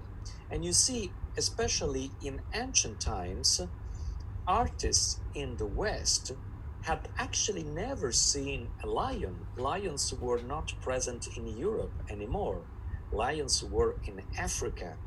But artists would nevertheless represent lions because they were a symbol of power, because they were a symbol of strength. But in representing them, they could not actually representing them by taking as a source of inspiration real lions, nature, nature that they would see by their own eyes. They would represent lions by following some visual stereotypes that they had in their mind. So this is a sleeping lion that I found in front of a French museum in Paris. And you see, you can really look like a statue representing an animal if you take the same emotional expression on your face. For instance, a sleeping face. And this is a lion I came across in Brussels in front of an important building. There is a difference, though. I am smiling with a very benign, gentle face, whereas the lion is actually ferociously hunting. And you see, this is a picture that I took with a Chinese lion. And of course, in this case, my face is very different from that of the lion because this is a lion that corresponds to a stereotype, a visual stereotype that has been created by Chinese culture that is very popular in culture. So if you see this sculpture as a Chinese person who has been was born and raised in this particular visual culture, you shall immediately recognize that this is a lion. But for a Western visitor, actually, it is not so immediate. Someone must tell you, this is a lion. This is the typical Chinese way of representing a lion. And this is another lion, statue of a lion that I came across in front of a Chinese bank because you see, it is very common in China to have these giant statues of lions now, especially in front of banks. And this is not a lion, this is a cat. This is my own cat who lives with my mother in southern Italy. So you probably realize that in this case, I don't actually look like my cat. We don't look alike. But why don't we look alike? Why did I look like this lion or this lion, or this lion, or this lion, and I don't look like my own cat? Well, we look different because in this case, we don't have my face beside the representation, the human representation of an animal. I have my own face beside a real animal. That's why the feeling of resemblance is actually much lesser. Now, you should know that in the West, starting from the 4th century at least before Christ, there is a special discipline which is not really a science. It is something that would be considered as a science in the past, but is not anymore, called physiognomics. Physiognomonics. In Greek, the word was physiognomonica. In Latin, physiognomonica is a word that derives from an ancient Greek treatise on physiognomy, attributed to Aristotle. Aristotle, as you know, was one of the most famous Western philosophers, the founding father of Western philosophy. But now, actually, scholars believe that this particular text was not written by Aristotle himself, but by an author who would write toward the 3rd, 4th century before Christ. So, what is physiognomy? Physiognomy is the art of turning the face into a pattern of signs, a pattern of signs which is used in order to guess, to understand something about the face itself. It is used to understand the personality, for instance. So you read the face, you read the signs on the face, and you try to understand how this face can tell something about the personality of the person who's showing this face. But physiognomy has also another semiotic strategy, which is that of referring the face to the future. So I look at the face of a person and I try to understand, to guess, to realize, to foresee what the future of that person will be. Now, uh, this is a treatise by another scholar, an Italian scholar called Giovanni Battista della Porta, De Humana Physiognomonia. It was published in the 16th century. It contains some beautiful engravings that somehow try to visualize the ancient theory of a physiognomics. What was this theory? Well, you see how this theory used to work. Ancient Greeks would not see a face like mine, for instance, and then interpret it directly. They would first try to understand whether they could see within my face the face of an animal. So they would try to understand whether, for instance, in the face of this character, which is represented in the upper part of the image, the face of a lion could be seen. So this was the theory. If I see a face and this face seems to contain the face of a lion, it means that the person with this face will have the same personality of a lion, will have the same courage of a lion, will have the same pride of a lion, the same aggressiveness of a lion. So the ancient physiognomics would read human faces by passing through recognizing the animal personality that was somehow inscribed in the face. And this is, for instance, another example, someone who has the face of a ferocious dog, and as a consequence, probably has a ferocious personality. Now, physiognomy is not an exclusively Western phenomenon. There is also an Arabic physiognomy. There are Arabic texts that teach people how to interpret the face, but all these Arabic texts somehow refer to Aristotle and to the Greek knowledge about the reading of the face. However, there is at least another civilization in the world that has produced a discipline that is exactly like physiognomics with some differences, and that civilization is the Chinese one. Now, before we go back to China, let me tell you that physiognomy was very important also in Western art history. This person whom you see in this painting was named Charles Lebrun.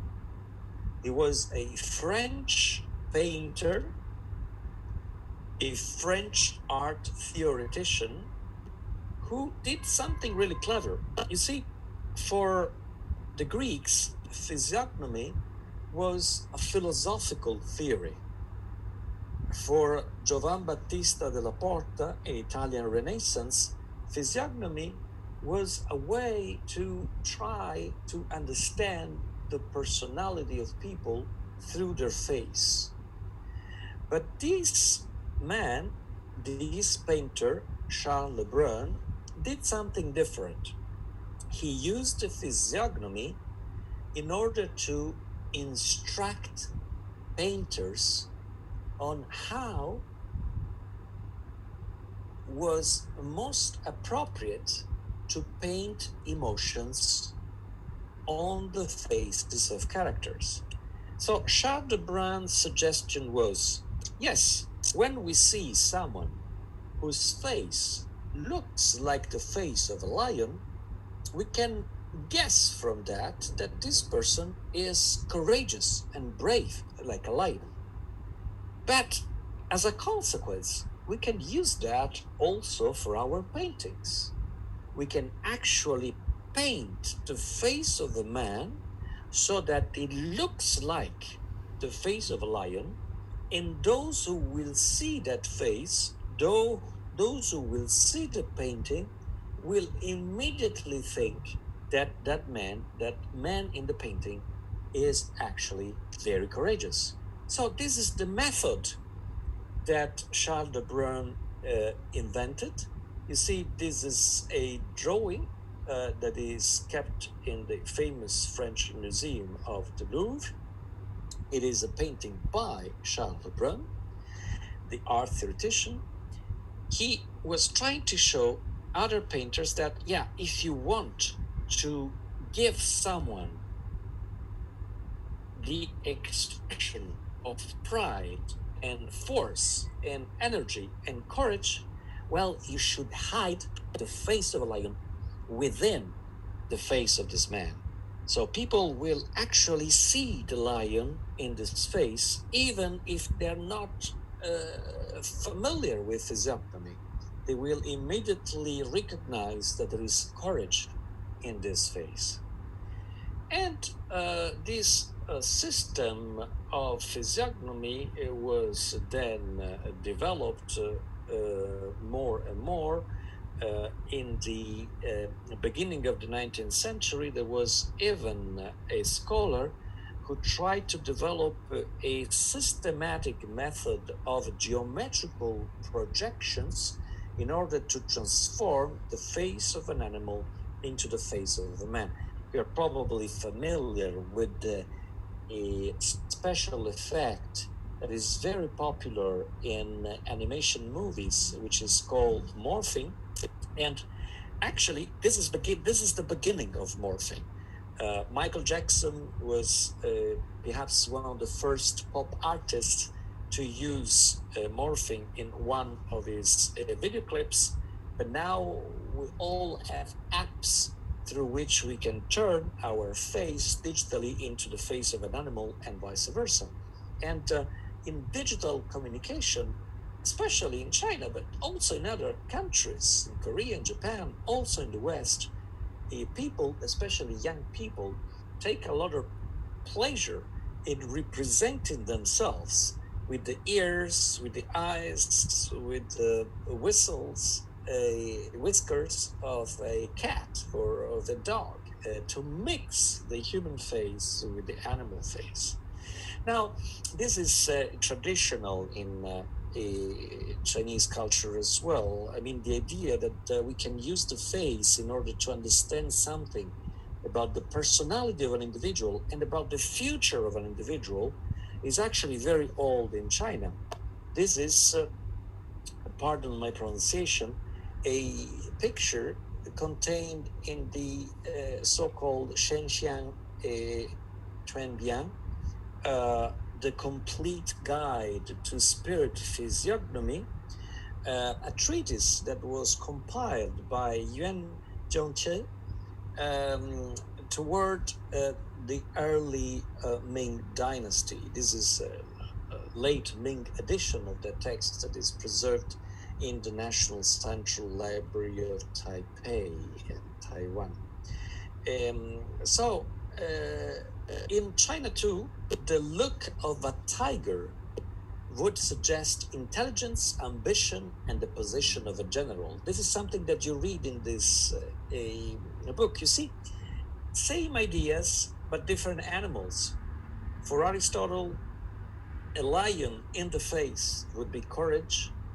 For this Chinese treatise, the tiger in the face would suggest intelligence, ambition, and the position of a general. And there is also a song now in the West, saying that you should have the eye of a tiger. So in China too, this physiognomy was turned into a systematic knowledge. In this treatise, for instance, you can read the face should be divided into 5 mountains and 4 rivers. The 5 mountains are the forehead, chin, nose, right cheekbone, and left cheekbone. The 4 rivers are the ears, eyes, mouth, and nostrils. In this rule, that is clearly inspired by the Taoism understanding of the relation between nature, body, and human personality, the face is read as if it was a landscape, but simultaneously the landscape is read as if it was a face. There is a very difficult concept in Chinese philosophy. Every time that I meet a great scholar in China, I always ask the same question. Please, my master, please, my distinguished colleague, could you please explain to me what is the Tao? And I've received so many answers because it's very difficult to define what the Tao is. It is very difficult to put Tao into words. What is certain is that this philosophical spiritual concept has had a lot of impact in the evolution of Chinese physiognomy and also in the evolution of Chinese arts, in the Chinese representation of the landscape. There is a difference in the evolution of the arts between the West and China. The genre that in the West represents the face is the genre called the portrait. The portrait. The portrait in the Western art history is very old. It has been existing for a very long time. But in Chinese culture, which is much less individualistic, the idea of the portrait, the idea of devoting a whole image to the representation of a single face is actually much more recent. The portrait as a genre has arrived to China as a consequence of contact with the West. In China, what was much more traditional was the genre of the landscape, representing the landscape in classical ancient Chinese poetry, in classical ancient Chinese calligraphy, painting, drawings, is much more important than actually representing individual faces. So, in ancient Chinese physiognomy, you have this idea that was then given to painters when they started to paint and draw portraits, that they should look at a face as if it was a landscape.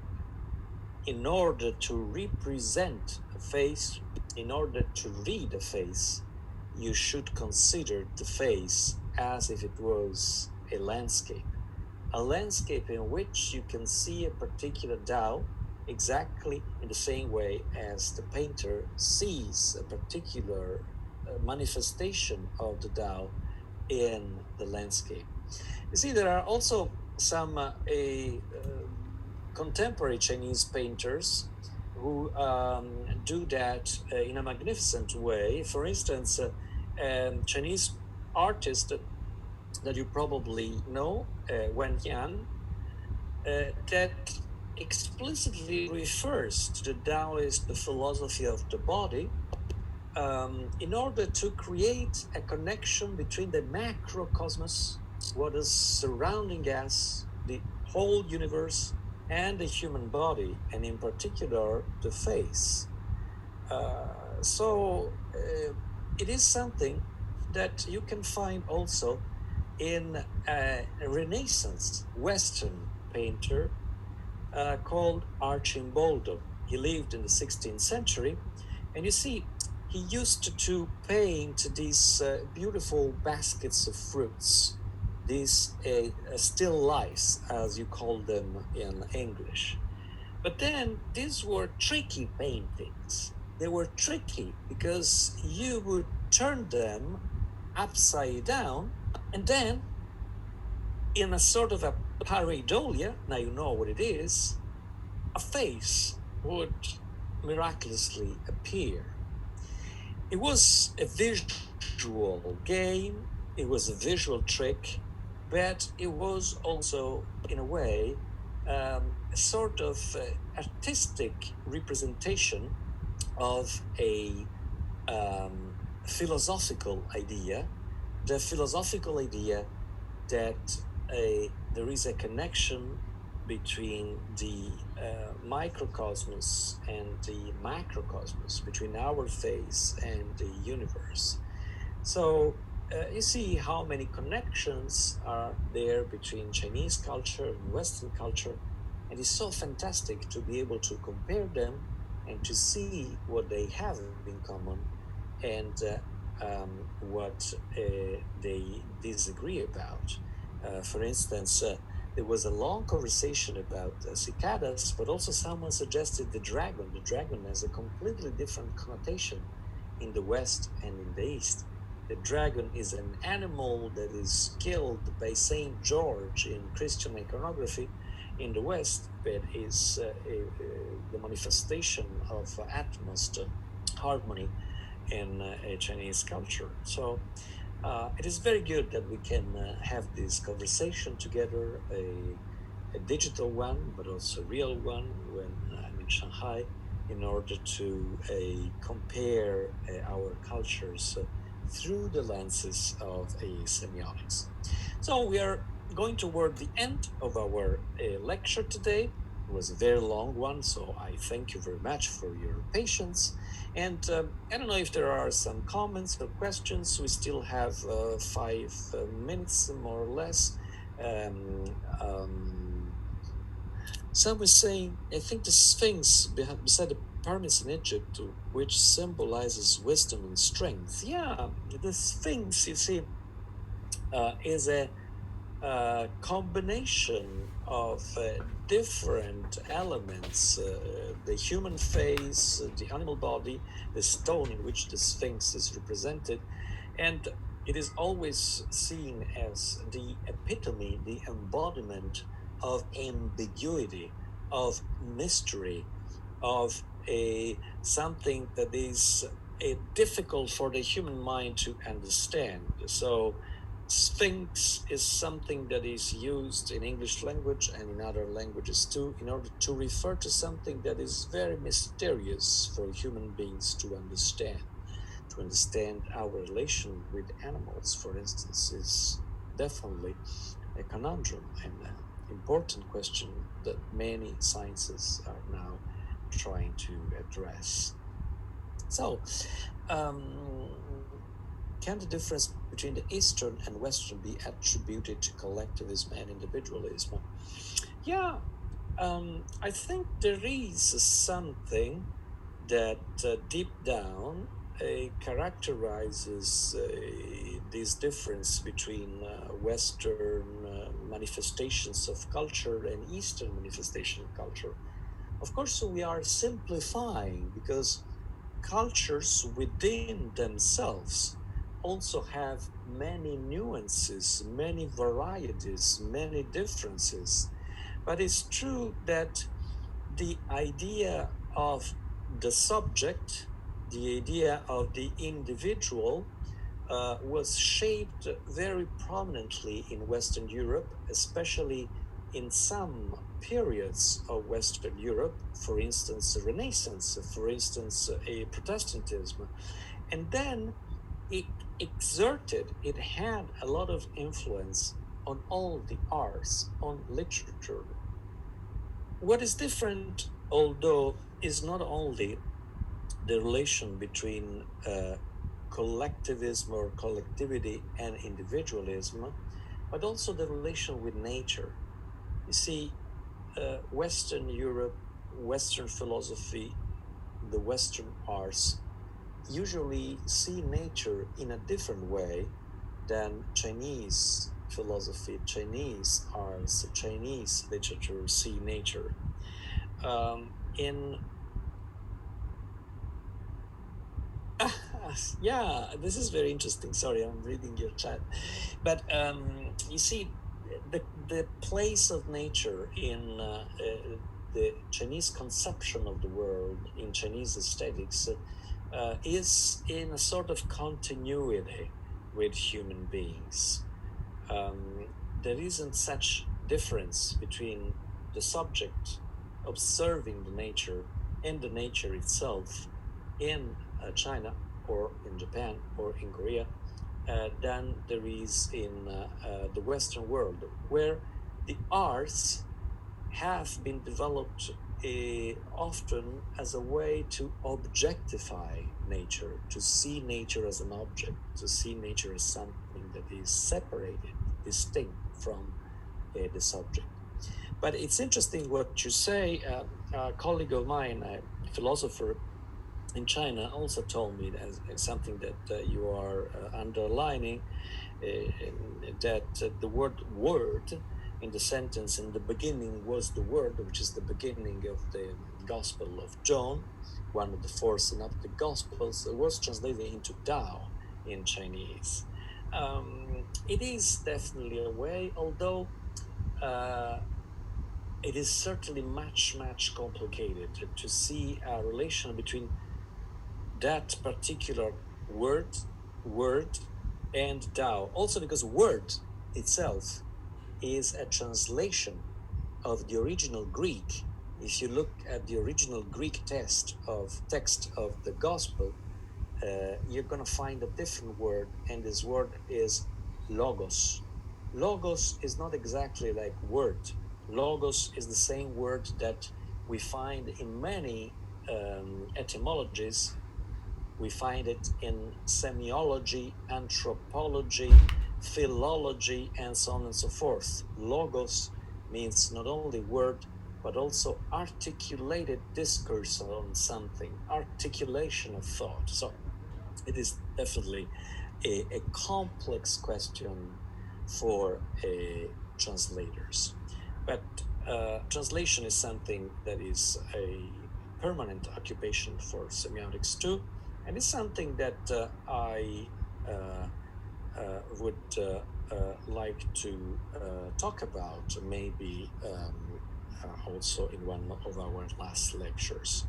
So we know that looks are partly determined by genes. So in what ways so different personalities affect the appearance?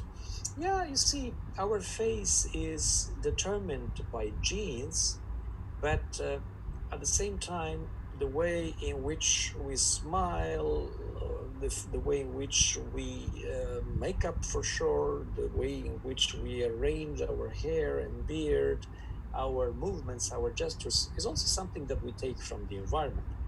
So even in evolutional biology, there is a process that is natural that consists in the taking shape of the species, but there is also a process that is called post-speciation. That is, the human species was created by nature, but somehow recreated itself and continuously recreates itself through culture by giving shape to the face itself. Just one example before we conclude. Think about how our face looks different now in many countries because many people can afford going to a dentist and have their teeth fixed when they are children. That was not the case before. In the first half of the 20th century, for instance, before the Second World War, up to the 1960s, Italy was a very poor country.